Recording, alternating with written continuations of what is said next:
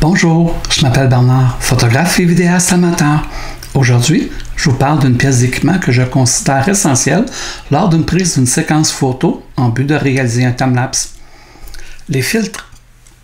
Bon visionnement.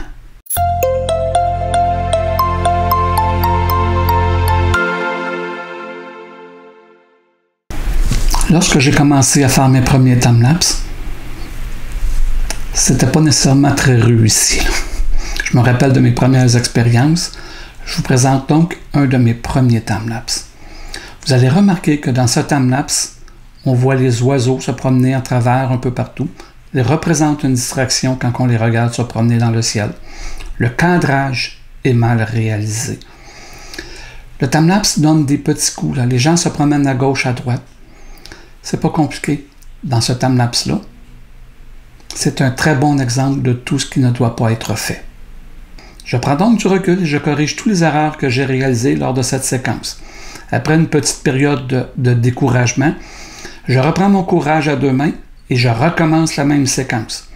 Dans ce cas-ci, j'utilise des filtres, je cadre mieux. Je réalise du flou de mouvement. J'augmente ma plage dynamique. Le fait de ne plus photographier à 1/2 millième ou 1/4 millième de seconde, mais d'augmenter mon temps d'exposition à 1 seconde, les oiseaux disparaissent de mes prises photos sans que j'aie à faire de la post-production et je réussis à créer un flou de mouvement. Pour réussir, j'ai utilisé un filtre ND. Un filtre ND, c'est ceci.